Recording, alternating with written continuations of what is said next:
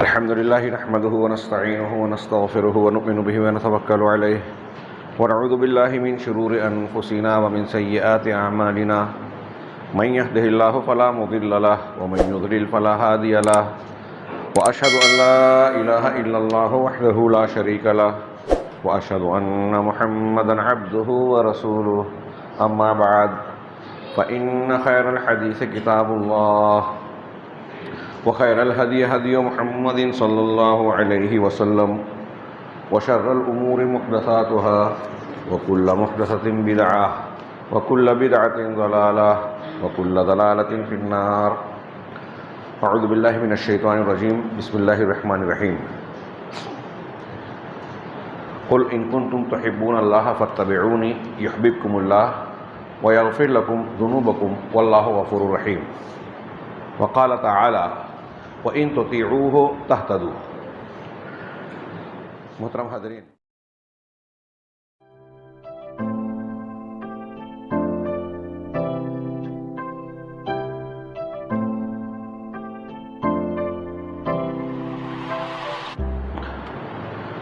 ہم لوگ ہجری سال کے اعتبار سے ماہ ربیع الاول میں داخل ہو چکے ہیں. یہ وہ مہینہ ہے جس کے آتے ہی عموماً مسلم سماج اور معاشرے میں، خاص طور سے ہندوستان پاکستان کے ماحول میں ایک واضح چیز نظر آتی ہے کہ جناب محمد رسول اللہ صلی اللہ علیہ وسلم کی ولادت اور وفات کا تذکرہ ہوتا ہے، کیونکہ اسی مہینے میں جناب محمد رسول اللہ صلی اللہ علیہ وسلم کی ولادت بھی ہوئی اور وفات بھی. وفات اس ماہ کی 12 تاریخ کو ہوئی، اس میں اتفاق ہے، لیکن ولادت اللہ کے نبی صلی اللہ علیہ وسلم کی کس تاریخ کو ہوئی اس میں بڑا اختلاف ہے. زیادہ تر مشہور بات یہی ہے کہ 12 ربیع الاول ہی آپ کی ولادت کا دن بھی ہے، جبکہ اہل تحقیق میں سے کچھ لوگ کہتے ہیں کہ 8، کچھ لوگ 9 اور بعض لوگ اسی مہینے کی کچھ دوسری تاریخوں کو بھی بیان کرتے ہیں. جناب محمد رسول اللہ صلی اللہ علیہ وسلم کا تذکرہ کرنا، آپ کی شخصیت اور سیرت کا ذکر اور اس کی تفصیل کو جاننا کئی اعتبار سے مسلمانوں کے لیے، بلکہ مسلمان ہی نہیں غیر مسلموں کے لیے بھی ضروری ہے، اس لیے کہ جناب محمد رسول اللہ صلی اللہ علیہ وسلم کو اللہ تبارک و تعالیٰ نے اپنی آسمانی ہدایت کا آخری نمائندہ بنا کر اس دنیا میں بھیجا ہے، جنہیں ہم خاتم النبیین کہتے ہیں. اللہ تعالیٰ نے فرمایا نبیوں کے سلسلے کی آخری کڑی. آپ کو وہ مقام اور حیثیت دی نبی اللہ تبارک و تعالیٰ نے کہ آپ فرماتے ہیں والذی نفسی بیدی، صحیح مسلم کی حدیث ہے، اس ذات کی قسم جس کے ہاتھ میں میری جان ہے، لا یؤمن رجل من امتی یہودی او نصرانی، لا یسمع بی رجل من امتی یہودی او نصرانی ثم لا یؤمن بی حتی دخل النار، کہ اس امت کا کوئی بھی فرد ہو، یہودی ہو یا نصرانی ہو، کسی بھی امت کا، کسی بھی مذہب کی طرف نسبت رکھتا ہو، میرے بارے میں سننے کے بعد اگر مجھ پر ایمان نہیں لاتا تو وہ جہنم میں داخل ہو گیا. نبی کریم صلی اللہ علیہ وسلم کا نام اور آپ کی دعوت اگر کسی کو اب پہنچتی ہے اور وہ آپ پر ایمان نہیں لاتا تو یہ طے شدہ بات ہے کہ وہ جنت میں داخل نہیں ہو سکتا، وہ اس دنیا کے امتحان میں کامیاب نہیں ہو سکتا.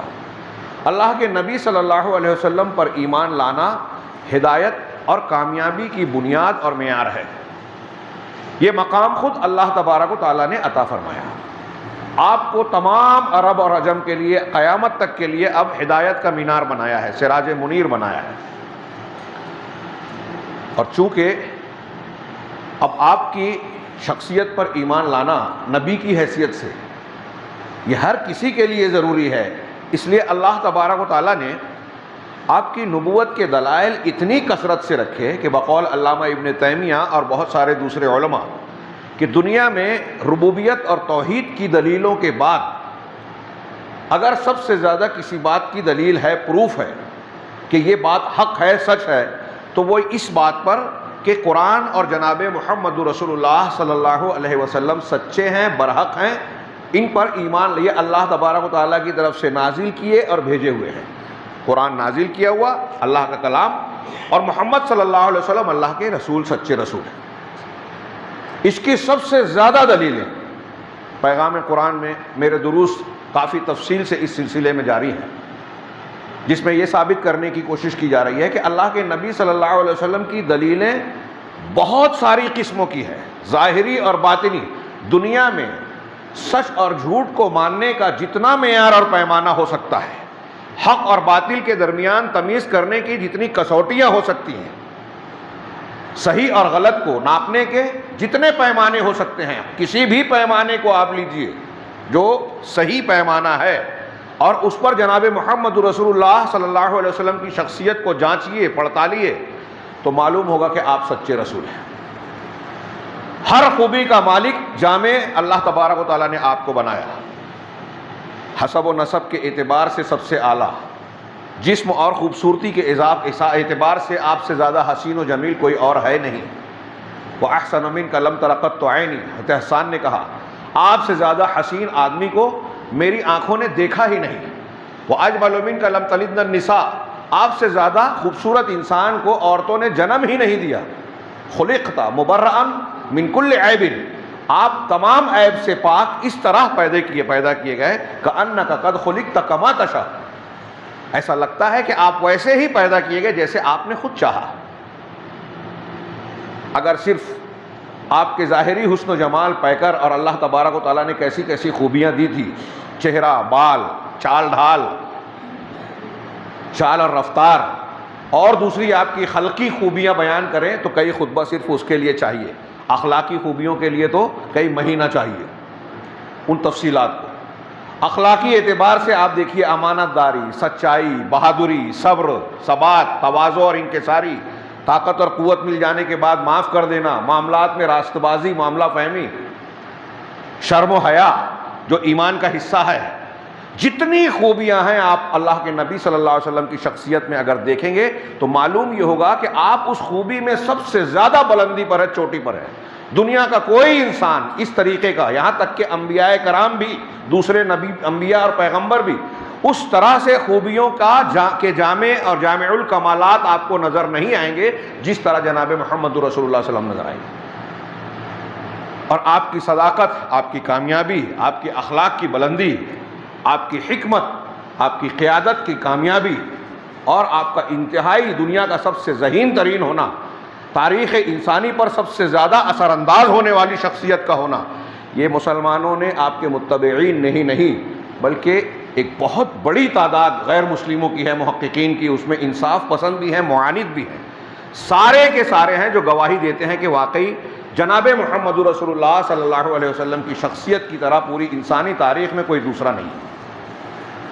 اللہ تبارک و تعالیٰ نے آپ کو جامع الکمالات بنایا، آپ کو معجزات دیے، آپ کی پیشین گوئیاں پچھلی کتابوں میں موجود ہے، یہ ایک ایک عنوان ہے ایک ایک کتاب کا، توریت، انجیل، وید، ان کتابوں میں آپ کے نبوت کی گواہیاں ہیں، پیشین گوئیاں ہیں، آپ کی خود کی خبریں، غیب کی خبریں، مستقبل کی، خود آپ کے اپنے زمانے میں حال کی خبریں، کل اور پرسوں کی خبریں، کئی ایک دی آپ نے، جیسے بدر میں پچھلے مرتبہ پڑھا ہم نے کہ کل فلاں مارا جائے گا، فلاں مارا جائے گا، جیسا آپ نے کہا ویسا ہی ہوا، یہ اللہ کی تائید تھی کہ یہ سچے رسول ہیں، اللہ ہی نے بتایا۔ پھر اگلے سال، پھر وفات کے بعد کی پیشین گوئیاں، پھر بعد کے زمانے کی جو ہمارا زمانہ چل رہا ہے مختلف قسم کے فتنوں کے اٹھنے کی، پھر قیامت کے قریب کی پیشین گوئیاں اور نشانیاں، دجال آئے گا، عیسیٰ علیہ السلام کا نزول ہوگا، مہدی علیہ السلام ہوں گے، زمین سے ایک جانور نکلے گا جو لوگوں سے کلام کرے گا، اور ایسی بہت ساری نشانیاں، روز روز آپ کی بتائی ہوئی نشانیاں بڑھتی جا رہی ہیں، آپ کے سچے ہونے کی دلیلوں میں اضافہ ہوتا جا رہا ہے۔ بڑے بڑے علماء نے دلائل النبوہ کے نام سے موٹی موٹی کئی جلدوں کی کتابیں لکھی، امام بہقی کی ایک کتاب ہے دلائل النبوہ، 4 جلدوں پر مشتمل، جس میں آپ کے سچے نبی ہونے کی بہت سی دلیلیں ہیں، اور یہ دلیلیں بڑھتی جا رہی ہیں۔ قصہ مختصر یہ کہ اللہ کے نبی جناب محمد رسول اللہ صلی اللہ علیہ وسلم کے سچے ہونے کی بے شمار دلیلیں جب اللہ نے ہمارے اور آپ کے لیے اپنی ربوبیت کی بنیاد پر ہدایت کا یہ انتظام کیا، جیسے کھانے کا انتظام کیا، پانی کا انتظام کیا، ہوا کا انتظام کیا، لباس عطا کیا، دنیا کی نعمتیں دی، شریر کی ضرورتیں دی، ایسے ہی روح کی ضرورت ہدایت کی شکل میں، جو ان ضروریات سے زیادہ بڑھ کر ہے۔ اللہ کے نبی صلی اللہ علیہ وسلم کو ہدایت کا سراج منیر بنایا اللہ نے، روشن چراغ۔ یہ جو آسمان میں ہم کو سراجم و حاجہ دکھتا ہے، روشن چراغ کی شکل میں سورج، جس کو سراجم و حاجہ کہا قرآن نے، اس سورج سے ہم کو بہت ساری ضروریات ہماری پوری ہوتی ہے، پیڑ پودے اور ہماری نشو نما ہوتی ہے، غذائیں ملتی ہیں، ہاں، بیماریوں سے بہت ساری محفوظ رہتے ہیں ہم، اس کی وجہ سے ماحول اور موسم کنٹرول رہتا ہے۔ اس سورج کی ہم کو جتنی ضرورت ہے اس سے زیادہ، کہیں زیادہ، سراج منیر جناب محمد رسول اللہ صلی اللہ علیہ وسلم کے سورج کی، یعنی ہدایت کی روشنی کی ضرورت ہے۔ اللہ تبارک و تعالیٰ نے اپنی ربوبیت کے انتظامات میں سے جب آپ کو بھیجا تو آپ کے سچے ہونے کی دلیل پوری کی، تاکہ دنیا کے کسی بھی انسان کو، عالم ہو کہ جاہل ہو، شہر میں رہنے والا ہو یا دیہاتی ہو، کسی کے پاس یہ بہانہ، یہ عذر نہ رہ جائے کہ ہمارے پاس ہدایت آئی نہیں، ہم نے رسول کو پہچانا ہی نہیں۔ آپ کی رسالت کی سچائیاں اتنی عام، اتنی واضح رکھی کہ دنیا کا کم سے کم عقل والا انسان بھی آپ کو آسانی سے سچا رسول جان جائے، مان جائے، اور آپ کی سیرت کو پڑھنے والے اسی نتیجے پر پہنچتے ہیں۔ جناب محمد رسول اللہ صلی اللہ علیہ وسلم کو اتنی دلیلیں دیں، پھر آپ کی اپنی رسالت، امت کے حق میں آپ کی محنت، کوشش، قربانیاں، خود اللہ تعالیٰ نے ذکر کیا، لعلک باخع نفسک علی آثارہم ان لم یؤمنوا بہذا الحدیث اسفا۔ ایسا لگتا ہے کہ آپ اپنے آپ کو ان لوگوں کے پیچھے ہلاک کر لیں گے اگر وہ اس حدیث پر، یعنی قرآن پر، قرآن کو حدیث کا اس آیت میں ایمان نہ لائیں۔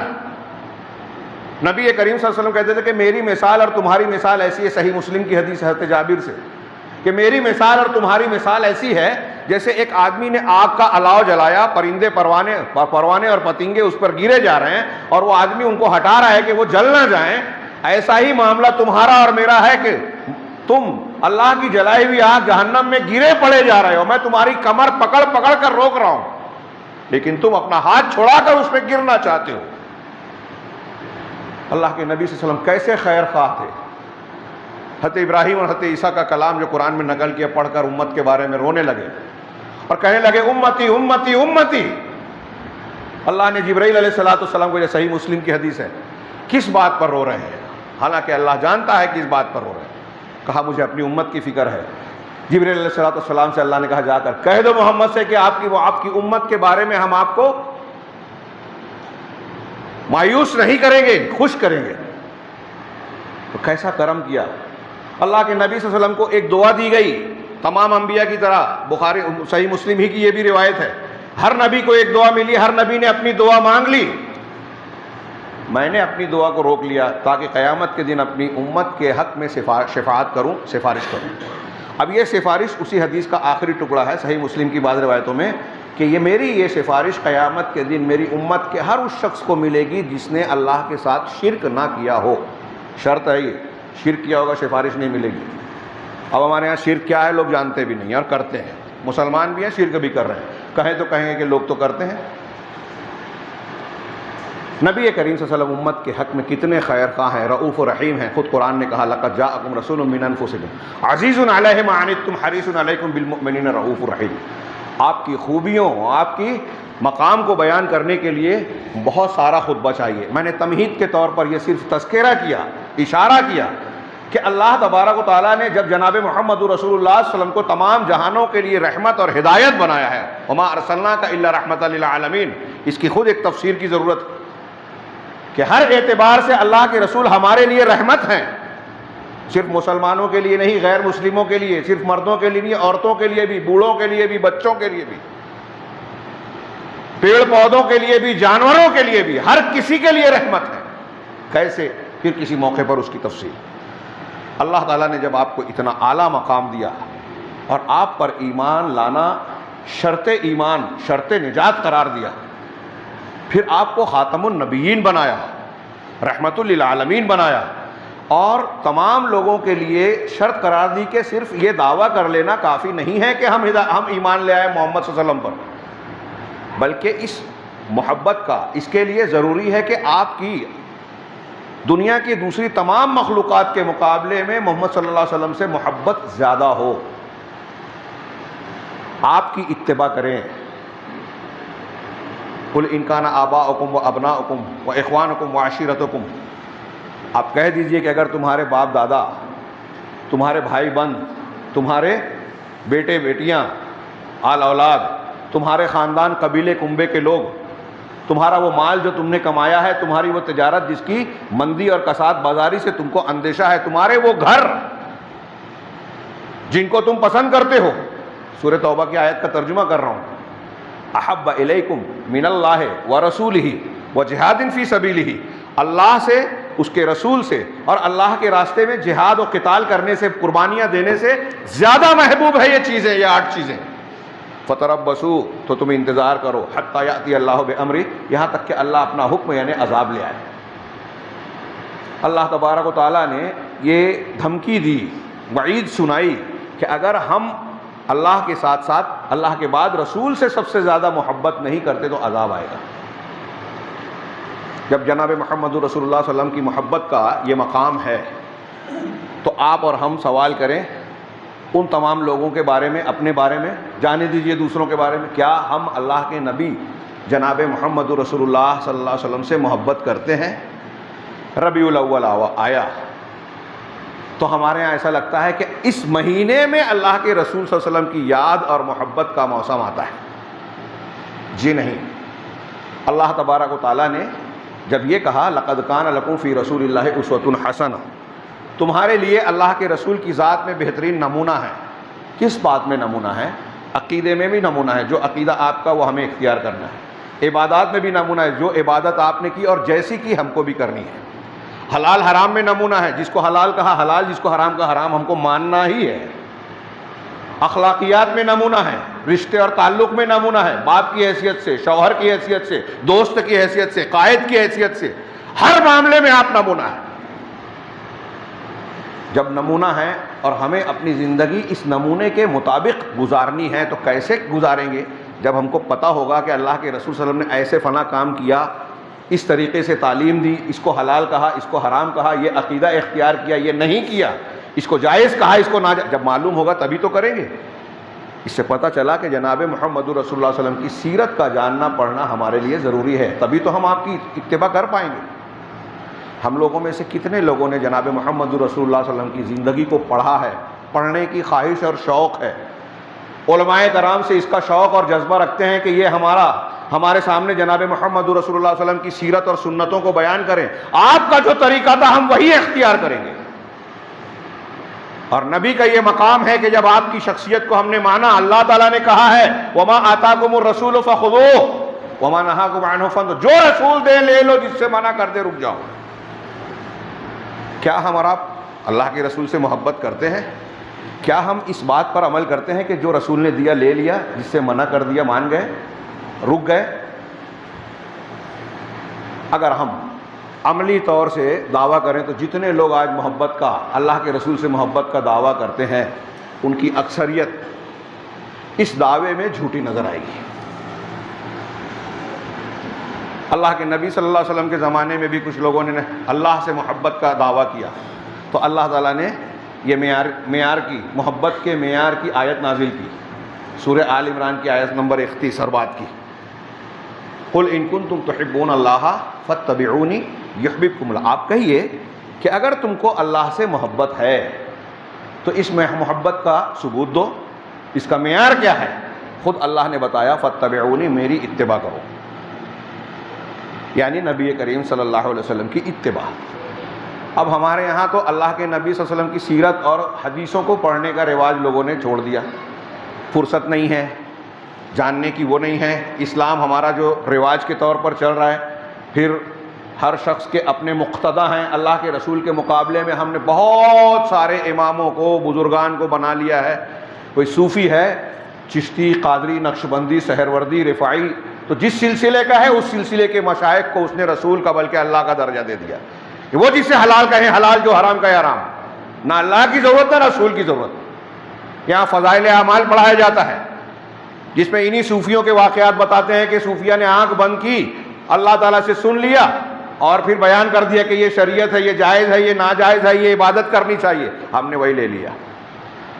ایسی کتنی عبادات ہیں، دعائیں ہیں، روزمرہ کے معمولات ہیں جو آج مسلمان کر رہے ہیں، ہم اور آپ کر رہے ہیں. مسجدوں میں لکھی ہوئی ہے دیواروں پر دعائیں. لیکن آپ پوچھیں گے کیا یہ نبی کریم صلی اللہ علیہ وسلم نے بتائی ہے؟ پتہ چلے گا نہیں.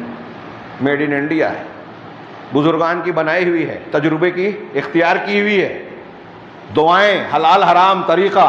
اللہ کے رسول اور اللہ نے کہا سود حرام ہے، لین دین حلال ہے، سودا، کاروبار، تجارت. مولوی صاحب کا فتویٰ جیب میں ہے کہ ہندوستان جیسے ملک میں آج سودی لین دین نہ کریں تو کام نہیں چلے گا، مسلمان ترقی نہیں کرے گا. اللہ تعالیٰ کہہ رہا ہے کہ آپ سودی کاروبار کرو گے تو برکت مٹ جائے گی. ہم کہہ رہے ہیں کہ حرام نہیں کھائیں گے تو ترقی کیسے کریں گے؟ کون سچا ہے؟ اور کیا ہم اللہ اور رسول سے محبت کر رہے ہیں؟ حلال حرام کی تمیز نہیں ہے. عقائد میں ہمارے ہاں مسائل کو حل کرنے کے لیے جو اللہ اور رسول نے بتایا ہے وہ طریقہ اختیار نہیں کیا جاتا. شارٹ کٹ، گھر میں، دکان اور مکان میں برکت کی دعائیں لٹکی ہوئی ہیں، نقش لگا ہوا ہے. قرآن حدیث سے کہیں ثابت نہیں ہے، بلکہ اس کا رد ثابت ہے کہ یہ منکر ہے، یہ شرک ہے. گلے میں تعویذ ہے، دھاگا ہے، ہاتھ میں تعویذ ہے، گنڈا ہے، کسی قبر کا، کسی بزرگ کے نام کا. ہر ایک نے اپنا اپنا مسلک اختیار کر لیا. میرے امام جو کہیں گے میں وہی مانوں گا. اب اللہ کے رسول کی حدیث آئی تو میرے امام کو زیادہ معلوم، حدیث نہیں مانوں گا. یہ جملہ نہیں کہیں گے کہ حدیث نہیں مانوں گا. اس سے فرار اختیار کرنے کا چور دروازہ ہے. ارے اتنے لوگ کرتے ہیں تو کیا غلط کرتے ہیں؟ ہمارے باپ دادا کو نہیں سمجھتا تھا، فلاں مولانا کو نہیں سمجھتا، وہ تعویذ لکھ کے دیتے ہیں. اگر مولانا لوگ سب صحیح ہیں، اگر سارے باپ دادا صحیح ہیں تو عیسائی بھی یہی بول سکتا ہے، یہودی بھی یہی بول سکتا ہے، ہندو بھی یہی بول سکتا ہے. دنیا کے ہر مسلک اور ہر مذہب کا آدمی یہی کہہ سکتا ہے کہ ہمارے مسلک میں بڑے بڑے بزرگان ہیں، ذہین لوگ ہیں، علماء ہیں، محققین ہیں، بڑے بڑے حکمراں ہیں، تو غلط کیسے؟ کیا یہ دلیل ہے؟ لیکن مسلمان مان رہا ہے. جس مسلمان کو تعلیم دی کہ مشرکین سے بھی سوال ہوتا تھا کہ تم جو کہہ رہے ہو اگر وہ سچے ہو تو دلیل لے کر آؤ، ان دلیلوں سے اب ہمیں سروکار نہیں رہ گیا. رسوم کو دین بنا لیا، بدعات کو دین بنا لیا، اور انہی بدعات اور رسوم پر ہم مطمئن ہیں کہ ہم اللہ اور رسول کا حق ادا کر رہے ہیں، جبکہ بدعات کو اختیار کرنے والا اللہ اور اس کے رسول کا، اس کے دین کا دشمن ہے. اور آج یہ دشمنی ہمارے یہاں مسلمان اسلام کے نام پر کر رہا ہے، محبت رسول کے نام پر کر رہا ہے. ربیع الاول آیا تو اس مہینے میں بھی داخل ہو کر اللہ کے رسول صلی اللہ علیہ وسلم کا ذکر اور یادداشت کے نام پر، آپ کے محبت کے اظہار کے نام پر وہ سارے اعمال کرتا ہے جو قرآن حدیث سے ثابت نہیں ہے، اور وہ عمل کرنے کے لیے تیار ہی نہیں ہے جو قرآن حدیث سے ثابت ہے. نبی کے دامن کو تھامنے کے لیے تیار نہیں ہے، نعرہ لگائے گا دامن چھوڑیں گے نہیں. پکڑا ہی کہاں ہے آپ نے؟ نبی کی جو توحید تھی کیا آج آپ کے پاس ہے؟ آپ نے وہ عقیدہ ہی اختیار نہیں کیا جس کو سکھانے کے لیے نبی آئے تھے. شرک کا رد کرنا تمام انبیاء کی پہلی دعوت. اللہ کے نبی صلی اللہ علیہ وسلم نے گنڈا تعویذ سے منع کیا، آپ کر رہے ہیں. جادو ٹونے سے منع کیا، آپ کر رہے ہیں. حرام سے، سود سے منع کیا، آپ کر رہے ہیں. بدعت و خرافات سے منع کیا، نئی نئی بدعت نکال رہے ہیں، اور ان بدعت کو صحیح ثابت کرنے کے لیے الٹی سیدھی دلیلیں، شبہات پیش کر رہے ہیں. دین کو کھلواڑ بنایا ہے. اور نبی سے محبت. 12 ربیع الاول آئے گا، وقت زیادہ نہیں ہے. تو اس تناظر میں ہمارے یہاں جشن عید میلاد کے نام سے ایک عید بنا لی گئی. جب آپ اس کی شرعی حیثیت پر بحث کریں گے تو اس کو منانے اور اس کو ثابت کرنے کی کوشش کرنے والے بڑی الٹی سیدھی دلیل، ہم دین نہیں مانتے، بدعت حسنہ ہوتی ہے. حضرت عمر کو دیکھیے، تراویح پڑھائی تو کہا کہ یہ کتنی اچھی بدعت ہے. یا پھر کچھ علماء اور نقطہ لائیں گے کہ اس کو فرض نہیں مانتے، جو چیز فرض نہیں مانی جائے وہ بدعت نہیں ہے.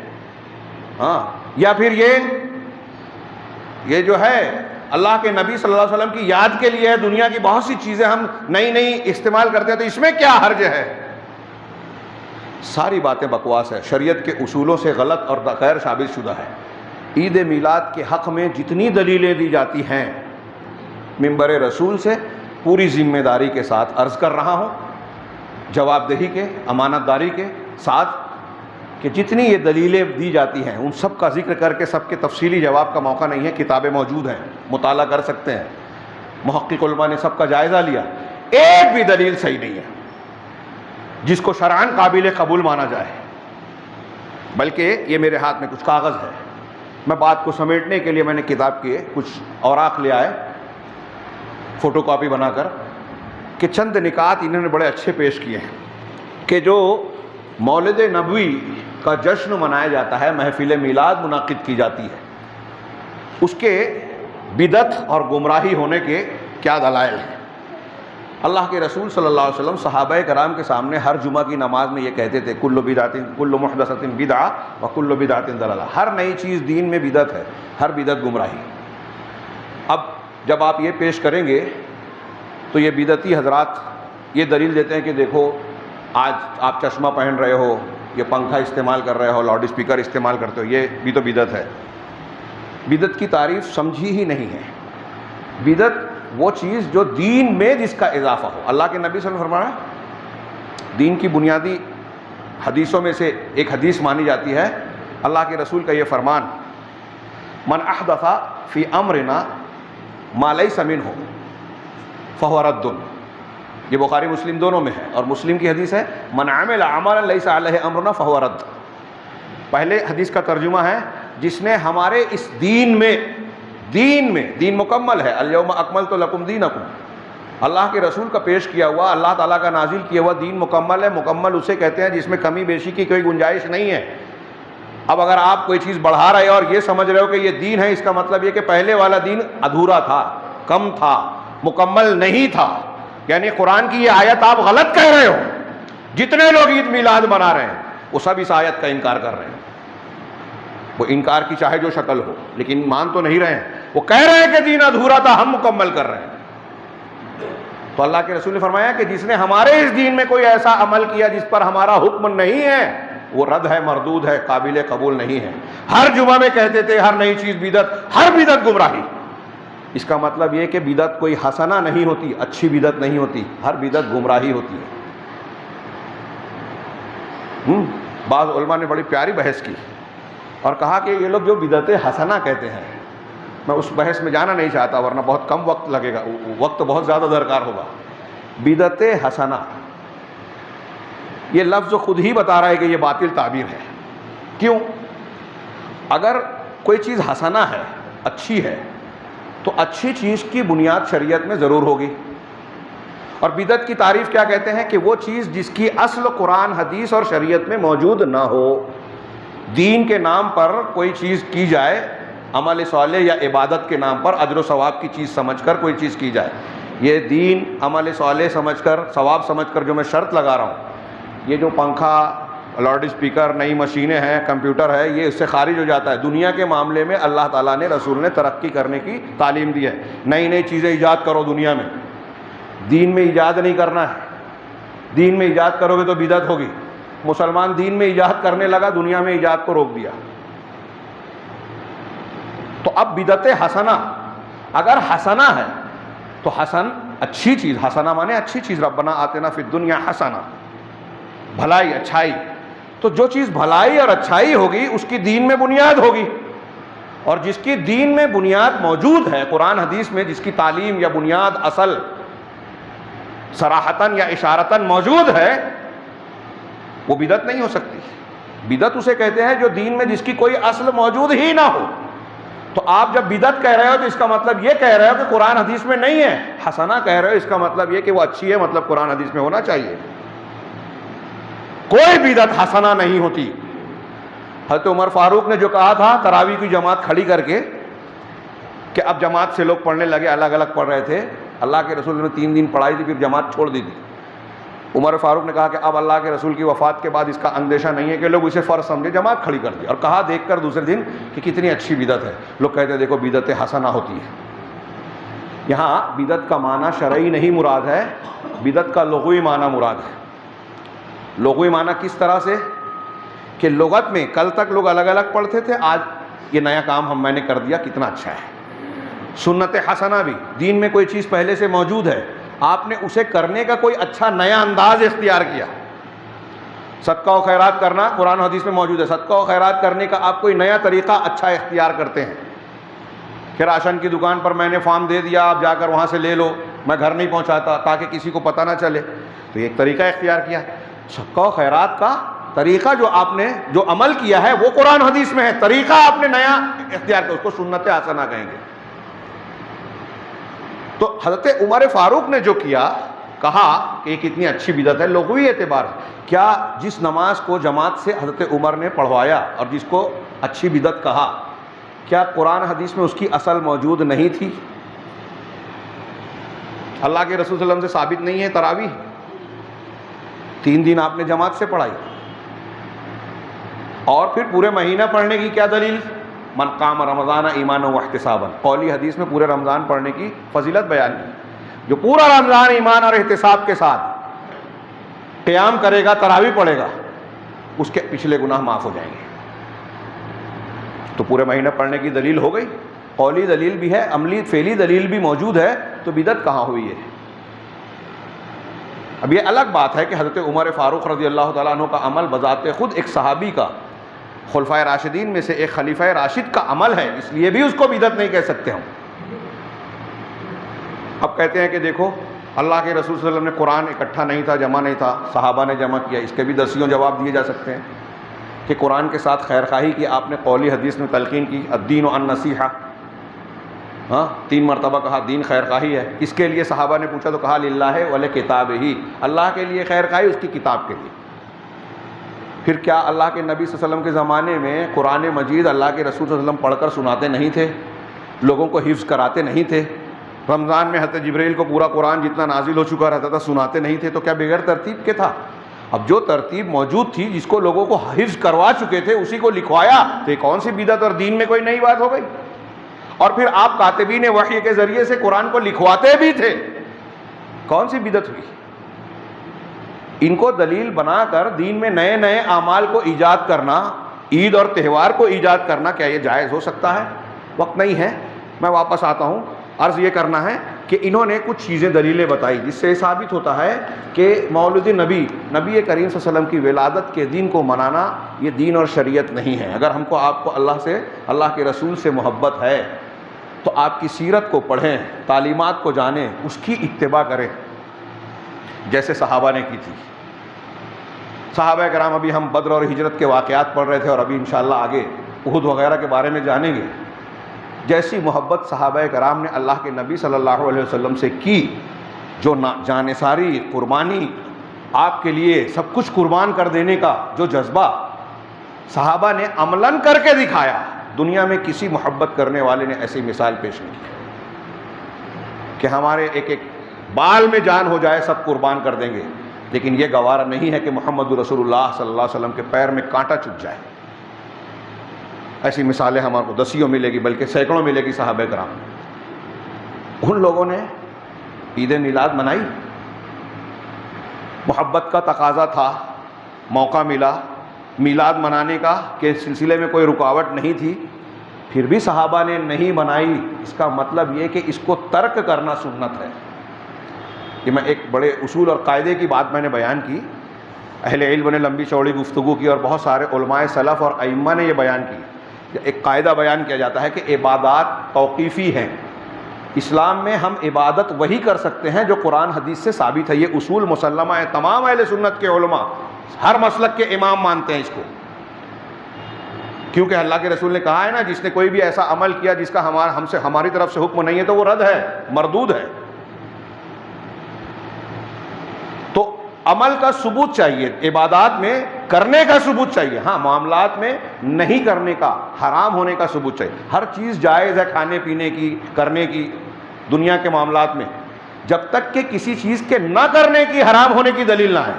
لیکن عبادات میں ہر عبادت کا کرنا منع ہے، حرام ہے، جب تک کہ اس کے کرنے کی دلیل نہ آ جائے۔ یہاں کرنے کی دلیل آنی چاہیے، اور معاملات میں حلال حرام میں نہ کرنے کی دلیل ضروری ہے۔ یہ جو میں قاعدہ بیان کر رہا ہوں یہ متفق علیہ ہے، اس میں اختلاف نہیں ہے۔ تو صحابہ کرام نے یہ عمل نہیں کیا۔ کیا آج ہم اور آپ اللہ کے نبی صلی اللہ علیہ وسلم سے محبت میں صحابہ کرام سے زیادہ ہیں، آگے بڑھے ہوئے ہیں؟ اس کا 1% بھی ہمارے یہاں نہیں ہے جیسی محبت صحابہ کرام نے کی تھی۔ لیکن انہوں نے عید میلاد نہیں منائی، ہم منا رہے ہیں۔ اب لوگ عیدوں کی عید کہتے ہیں، ایک طرف کہیں کہ مستحب چیز ہے، لیکن جو اللہ اور رسول نے جو عید دی اس سے بڑی عید اس کو کہتے ہیں، عیدوں کی عید۔ بڑی عید جو نہ منائے گنہگار. اور جب مناظرہ اور مباحثہ کیا جائے تو کہتے ہیں نہیں ہم اس کو دین تھوڑی مانتے ہیں, بدعت حسنہ ہے. عیدوں کی عید جب آپ نے کہا, آگے ان نکات میں آئے گا, میں بات کو سمیٹنے کے لیے, وقت بچانے کے لیے یہ چند نکات پیش کر رہا ہوں کہ سب سے پہلی وجہ اس کے بدعت, حرام بدعت اور گمراہی, بدعت ضلالت ہونے کی دلیلوں میں سے 5 وجوہ انہوں نے بیان کی. پہلی وجہ کہ سب سے پہلے مولد نبوی, ولادت محمدیہ صلی اللہ علیہ وسلم کی محفل, عید میلاد کی تقریب اور جشن منعقد کرنے والے عبیدیین تھے جو کہ فاطمیین کہلاتے ہیں. ہاں, یہ رافضی تھے, شیعہ تھے, انہوں نے یہ شروعات کی. ہاں, مقریزی, امام مقریزی کہتے ہیں کہ فاطمیوں کے خلفاء کے ایام کے تذکرے میں کہ انہوں نے کچھ ایام کو عید اور خاص موسم بنا لیا رعیت کے حالات کا لحاظ کرتے ہوئے. اور خلفائے فاطمیین کے یہاں پورے سال میں کئی عیدیں اور خاص موقع وہ بنا کر رکھے تھے, اختیار کرتے تھے, جس میں سے یہ ہے کہ سال کے شروع میں ابتدا کے دن, آخر کے دن, عاشورہ کا دن, نبی کریم صلی اللہ علیہ وسلم کی ولادت کا دن, علی ابن ابی طالب کی ولادت کا دن, حسن کی ولادت کا دن, حسین کی ولادت کا دن, فاطمہ زہرا رضی اللہ عنہا کی ولادت کا دن. ان دنوں کو یہ فاطمیین جو شیعہ تھے خصوصی حیثیت دے کر عید کے طور پر, خصوصی موسم کے طور پر مناتے تھے. یہ عربی میں موسم بولا جاتا ہے مخصوص دنوں کو. اسلام میں جینتی, برتھ ڈے کا تصور نہیں ہے. آج ہمارے ہاں کچھ نوجوان جو سالگرہ مناتے ہیں نا, وہ اسلامی تعلیم پر عمل نہیں کرتے. صحابہ کرام نے اللہ کے نبی صلی اللہ علیہ وسلم کی سالگرہ, ولادت کا دن, میلاد نبوی کو کوئی خاص دن قرار نہیں دیا. ہجرت کے سال کے لیے بھی آپ کی ولادت کو بنیاد نہیں بنایا بلکہ آپ کی ہجرت کو بنایا. تو برتھ ڈے, جینتی غیر مسلموں میں ہے. یہاں ایک اشارہ میں یہ کرنا چاہتا ہوں کہ اگر یہ کوئی منا رہا ہے, اور آج کل تو میں نے پچھلے سال کلپ دیکھی, ویڈیو کلپ, کہ ہمارے یہاں کچھ بدعتی علماء اللہ کے نبی صلی اللہ علیہ وسلم کا کیک بنا کر, موم بتی جلا کر کیک کاٹ رہے ہیں ہیپی برتھ ڈے کے طور پر. انا للہ و انا الیہ راجعون.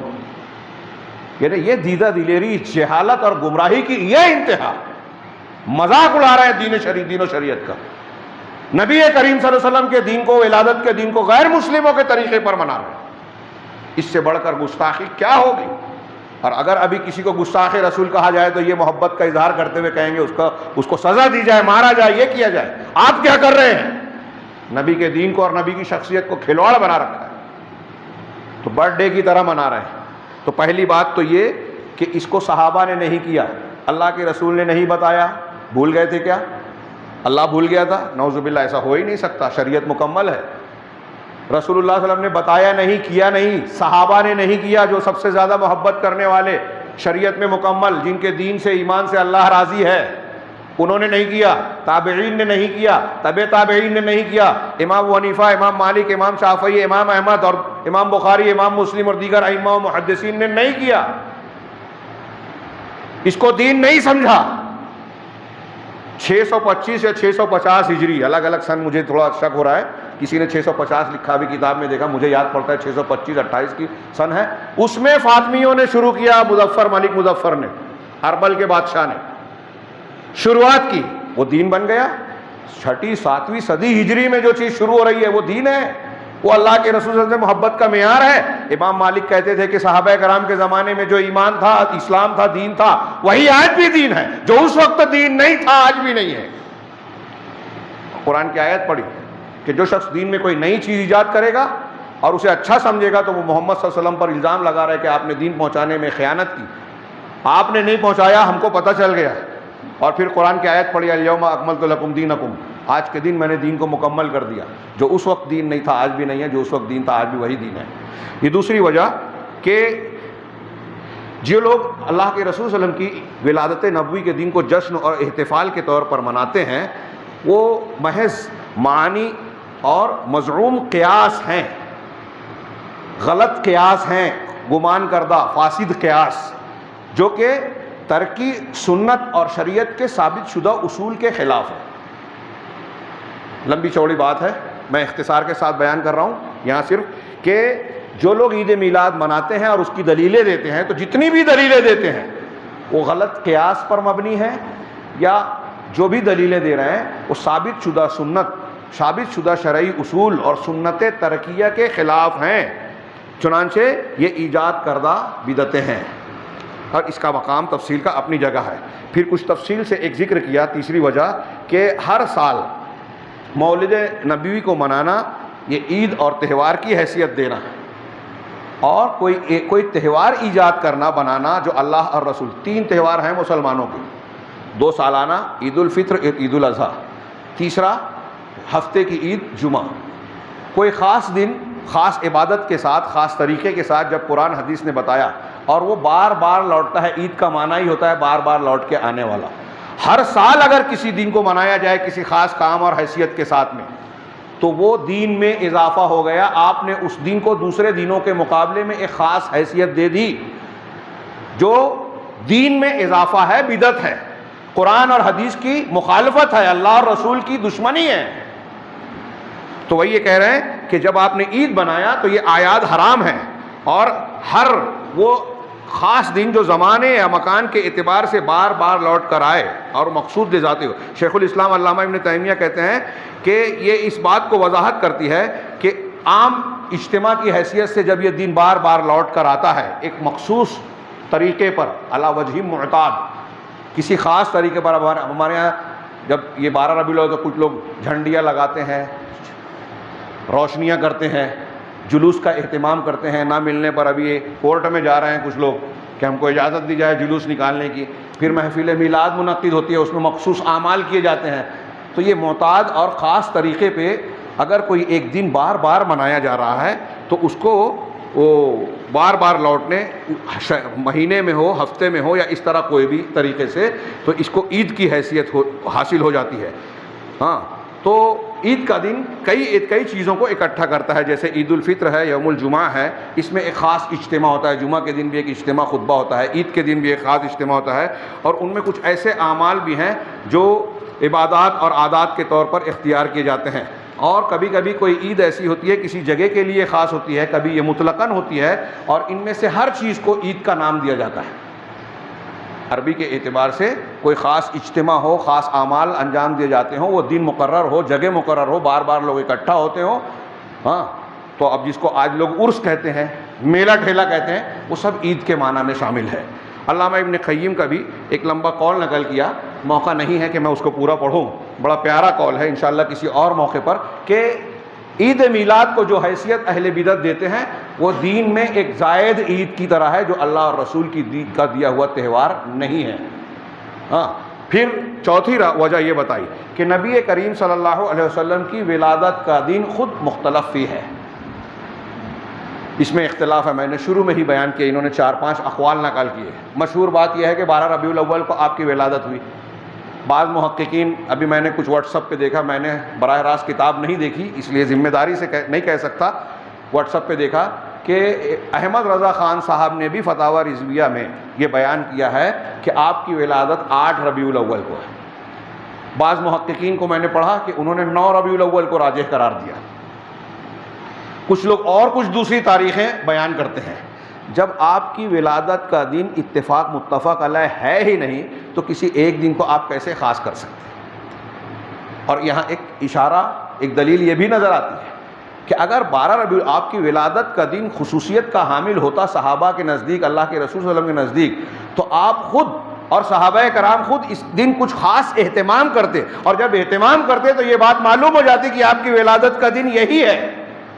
آپ کی ولادت کے دن کے بارے میں علماء کا اختلاف ہونا یہ خود اس بات کی دلیل ہے کہ عہد اول کے لوگ اس کا اہتمام نہیں کرتے تھے، اور اگر 12 ربیع الاول ہی کو آپ ولادت بھی مانتے ہو تو اسی دن تو وفات بھی ہے۔ امام فاقہانی اور دوسرے علماء کہتے ہیں، پرانے علماء، کہ اللہ کے نبی صلی اللہ علیہ وسلم سے جدائی کا غم یہ زیادہ اہم ہے آپ کی ولادت کی خوشی کے مقابلے میں، تو آپ اس دن خوشی کا ہی اہتمام کیوں کرتے ہیں؟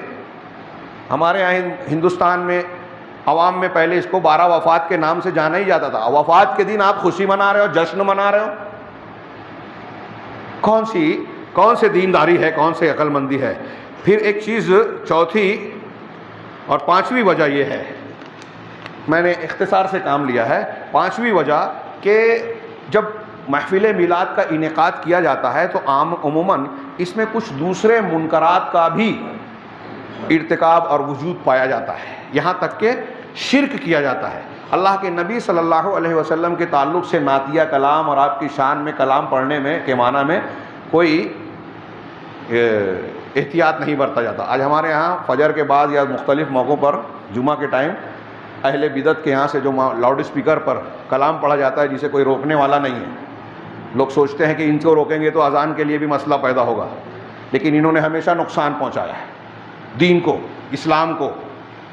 فجر کی نماز کے بعد سنت ہے کہ قرآن کی تلاوت کی جائے، یہ خود بھی نہیں پڑھتے، پڑھنے والوں کو پڑھنے بھی نہیں دیتے، نعت پڑھتے ہیں، ترانے پڑھتے ہیں۔ یہ اہل بدعت کی ایک پہچان ہے کہ قرآن کی تلاوت رسول اللہ صلی اللہ علیہ وسلم کی سیرت کے مطالعے سے زیادہ یہ نغمات، ترنم اور ترانے گاتے ہیں اور اس میں غلو کرتے ہیں۔ محفل میلاد میں بھی ایسا ہی کرتے ہیں۔ یہاں انہوں نے ایک شعر نقل کیا جو حسن البنا اخوان المسلمین کے بانی وہ محفل میلاد میں پڑھتے تھے، اور حسن البنا کے غلط ہونے کی ایک دلیل اہل علم نے، اہل حق نے یہ بھی بیان کی ہے کہ یہ بدعات پر نکیر نہیں کرتے تھے۔ مصر میں سیدہ زینب کے جشن میں قبر پر جو میلہ لگتا تھا اس میں شریک ہوتے تھے، اور 1 ربیع الاول سے 12 ربیع الاول تک وہاں کے جو اللہ کے رسول صلی اللہ علیہ وسلم کے محفل میلاد مقرر ہوتی تھی اور جلوس نکلتے تھے، اس میں حسن البنا شریک ہوتے تھے اور اس میں کلام پڑھتے تھے۔ اس میں سے ایک شعر یہاں نقل کیا کہ اللہ کے نبی صلی اللہ علیہ وسلم کے بارے میں یہ عقیدہ رکھتے ہیں اور یہ بولتے ہیں کہ آپ ہمارے گناہوں کو معاف کریں گے۔ یہ حسن البنا نے شعر پڑھا، حاذل حبیب و مع الاحباب قد حضرا، یہ حبیب یعنی محمد صلی اللہ علیہ وسلم احباب کے ساتھ حاضر ہو گئے۔ یہاں ہمارے یہاں بریلوی حضرات، قبوری حضرات یہ عقیدہ رکھتے ہیں کہ محفل میلاد میں اللہ کے رسول تشریف لاتے ہیں۔ جو ایسا عقیدہ رکھتا ہے مشرک ہے، منبر رسول سے کہہ رہا ہوں۔ کہا وسامح الکل فیما مضی وجرا، اور یہ حبیب حاضر ہوئے اور ہر ایک کو جو پہلے گزر چکا اور جو جاری میں جو گناہ ہو رہا ہے ان سب کو معاف کر دیا۔ نبی کریم صلی اللہ علیہ وسلم گناہ معاف کر رہے ہیں، اس شعر کے مطابق آتے ہیں اور معاف کر دیتے ہیں محفل میلاد میں۔ اللہ کے نبی صلی اللہ علیہ وسلم ہماری ہر بات کو ہر جگہ سے سن رہے ہیں تو آپ اللہ کی طرح آپ کو سمیع مان رہے ہو، ہماری مدد کر رہے ہیں تو آپ اللہ کی طرح اللہ کے مغیث مان رہے ہو، مدد کرنے والا مان رہے ہو۔ اللہ کے رسول صلی اللہ علیہ وسلم گناہوں کی بخشش کر رہے ہیں تو اللہ کی طرح غفور الرحیم مان رہے ہو۔ آپ کا حاضر ہونا اور اس قسم کے عقیدے رکھنا یہ کھلے ہوئے منکرات اور شرکیہ بدعت ہے، یہ شہوانی معانی ہے۔ ہاں، اب اس میں صاحب کتاب نے یہ لکھا ہے، محفل میلاد میں میں نے بہت اختصار کے ساتھ بیان کیا، ہمارے یہاں بھی یہ شرکیہ عقائد پائے جاتے ہیں۔ اگر یہ عقائد نہ بھی پائے جائیں تو اس قسم کی محفل کا انعقاد بدعت ہے۔ آگے انہوں نے علامہ فاقہانی سے عید میلاد کے بارے میں سوال کیا گیا تو ان کا لمبا جواب نقل کیا، وقت نہیں ہے، میں صرف 1-2 جملہ کا ذکر کرتا ہوں۔ انہوں نے کہا کہ قرآن اور حدیث میں اس عمل کی میں کوئی اصل اور بنیاد نہیں پاتا، اور نہ ہی علماء امت میں سے جو معتبر ہیں، جن کی لوگ اقتداء کرتے ہیں، جن کو مانتے ہیں، ان علماء میں سے کسی بھی عالم سے محفل میلاد یا عید میلاد کے جشن کی کوئی دلیل، کوئی عمل، کوئی ثبوت ہمیں نہیں ملتا، بلکہ اسے گمراہ لوگوں نے، باطل پرستوں نے، شہوت نفس سے کھانے پینے والوں نے اس بدعت کو ایجاد کیا۔ اب شریعت کا جہاں تک معاملہ ہے تو آپ احکام شرعی کے اعتبار سے دیکھیے، بڑی پیاری دلیل دی ہے، میں ایک دم اختصار سے بیان کروں کہ جو چیز ہمارے اعمال میں ہے شریعت کی نظر میں، یا تو وہ واجب اور فرض ہوگی، واجب فرض کو احناف کے علاوہ سب ایک ہی مانتے ہیں، احناف کے نزدیک تھوڑا سا فرق ہے، یا تو وہ واجب ہوگی یا مندوب ہوگی، مندوب جس کو ہم مستحب کہتے ہیں، ہاں، یا مباح ہوگی، مباح ایسے عمل کو کہ جس کو کرنا نہ کرنا کوئی گناہ اور پکڑ نہیں ہے، نہ ثواب ہے، یا پھر مکروہ ہوگی، یا پھر محرم یعنی حرام ہوگی شرعی احکام کے اعتبار۔ اب میلاد نبوی کو ہم ان میں سے کیا مانیں گے؟ واجب مانیں گے؟ واجب ہوتا تو اس کی دلیل ہوتی، کہا واجب ہونے کی کوئی دلیل نہیں ہے۔ مندوب اور مستحب اس عمل کو کہتے ہیں جس کے کرنے میں ثواب تو ہے، چھوڑ دینے میں کوئی گناہ نہیں ہے۔ اگر ایسا کوئی عمل ہے تو اس کے لیے بھی شرعی دلیل ہوگی، ایسی بھی کوئی دلیل نہیں ہے۔ مباح کا بھی ایسا ہی معاملہ ہے کہ اس کے مباح ہونے کے لیے دلیل چاہیے، انہوں نے قدر تفصیل سے میں اپنے الفاظ میں اختصار کے ساتھ بیان کر رہا ہوں۔ نہ واجب ہو سکتی ہے، نہ مندوب ہو سکتی ہے یہ عید میلاد، اور نہ ہی مباح بن سکتی ہے، مباح کہلانے کے لائق ہے۔ بچا کیا؟ یا تو مکروہ ہے یا حرام ہے، اور جیسے جیسے اس میں منکر اور غلط بڑھتا جائے گا، جب بدعت ہے تو بدعت حرام ہی ہوگی، ہاں بدعت حرام ہے، اور اس میں جیسے جیسے منکر کا اضافہ ہوتا جائے گا، شریعت کی مخالفت بڑھتی جائے گی، اسلامی عقیدے کی اور تعلیم کی مخالفت ہوگی، ویسے ویسے اس بدعت کی قباحت اور کراہت بڑھتی جائے گی۔ یہ اور اس طرح کی اور بھی کئی دلیلیں پیش کی جا سکتی ہیں جس سے ثابت ہوتا ہے کہ عید میلاد کا منانا جناب محمد رسول اللہ صلی اللہ علیہ وسلم کی محبت نہیں ہے بلکہ آپ سے دشمنی ہے۔ اگر ہم کو اور آپ کو دعویٰ ہے اور کامیاب ہونا ہے تو یہ کرنا پڑے گا کہ ہم اللہ کے رسول صلی اللہ علیہ وسلم سے سچی محبت کریں۔ آپ سے محبت کا معیار کیا ہے؟ قرآن نے کہا، اللہ نے فرمایا فاتبعونی، قرآن نے کہا ان تطیعوہ تہتدوا، اگر رسول کی تم اطاعت کرو گے تو ہدایت پا جاؤ گے۔ اس کا مطلب اطاعت نہیں کرو گے تو گمراہ ہو جاؤ گے، الٹا معنی۔ قرآن کی آیت کا معنی کیا ہے؟ ان تطیعوہ تہتدوا، رسول کی اطاعت کرو گے تو ہدایت پہ ہوگے، اور رسول کی مخالفت کرو گے، اس کا الٹا معنی کیا ہوا؟ تو گمراہی میں ہوگے۔ اب عید میلاد منانے والے رسول کی اطاعت کر رہے ہیں یا رسول کی مخالفت کر رہے ہیں؟ اگر اطاعت ہے تو ہدایت ہے۔ ظاہر سی بات ہے کہ اللہ کے رسول صلی اللہ علیہ وسلم نے نہ عید میلاد منایا، نہ اس کی تعلیم دی، نہ صحابہ نے کیا، نہ تابعین نے، یہ شیعوں نے بعد میں ایجاد کیا 6 صدی 7ویں صدی میں۔ تو جب آپ کی اطاعت نہیں ہے تو عید میلاد منانے والے کتنی بھی بکواس کریں، لمبی چوڑی تقریر، الٹی سیدھی بات کریں، کھینچ تان کے ذریعے سے ثابت کرنے کی کوشش کریں، یہ نبی کریم صلی اللہ علیہ وسلم کی سنت نہیں ہے، لہٰذا اس کو منانا اللہ کے رسول صلی اللہ علیہ وسلم سے محبت کا اظہار نہیں ہے، آپ کی دشمنی اور آپ کے دین کی دشمنی کا اظہار ہے۔ کوئی مانے یا نہ مانے، بدعت کرنا گمراہی ہے، جہنم کے راستے پہ جانا ہے، بدعت اللہ اور اس کے رسول سے دشمنی کا نام ہے۔ ایسے کتنے اقوال ملیں گے۔ فضیل بن عیاض کہتے ہیں کہ میں کسی یہودی نصرانی کے گھر کھانا کھا لوں مجھے گوارا ہے، کسی بدعتی کے گھر کھانا کھانا گوارا نہیں ہے، کیونکہ اس میں میں یہودی نصرانی کے گھر کھاؤں گا تو کوئی مسلمان مجھے دیکھ کر ان کے گھر کھائے گا نہیں، کھائے گا تو ان کے دین سے متاثر نہیں ہوگا، لیکن اگر بدعتی کے گھر دعوت کھاتا ہوں تو مسلمان، میں عالم ہوں، عام آدمی دیکھ کر مجھے ان کے گھر جائے گا، ان کے ساتھ رہے گا، اور ان کے ساتھ رہے گا تو ان کی بدعت سے متاثر ہوگا۔ قرآن حدیث میں نہ صرف یہ کہ بدعت سے روکا گیا ہے، اہل بدعت سے دور رہنے کی تعلیم دی گئی ہے۔ امام احمد بن حنبل، امام اوزاعی اور ان کے اقوال آپ پڑھیے بدعت کے باب میں، اتنے شدید ہیں، اتنے خطرناک ہیں کہ آپ کو اور ہم کو اگر صحیح معنی میں بدعت کے نقصانات کا اندازہ ہو جائے تو ہم ایسے بدعتیوں سے اپنے آپ کو دور رکھیں، لیکن کیا کریں؟ ان سب امور میں ہمارے پاس جرأت نہیں ہوتی، طاقت نہیں ہوتی، دین کی اصلی فہم نہیں ہے، اور یہی وجہ ہے کہ مسلمان کاٹے مارے جا رہے ہیں۔ جب دین کو ہم نے غیر ضروری کر دیا، بدعت ہمارے نزدیک پیشانی پہ بل نہیں آتا، اللہ کے دین کا مذاق۔ اب عید میلاد کو شیعوں کی طرح آپ کہیں تو پورے شہر میں جو ہے چھٹی ہوگی، کارخانے کاروبار بند ہوں گے۔ یہ صحابہ کرام کا طریقہ نہیں تھا۔ شیعوں نے اپنے دور میں جب اس کو شروع کیا تو اعلان کیا سنیوں کے کاروبار کو زبردستی طاقت کے ذریعے سے بند کروایا،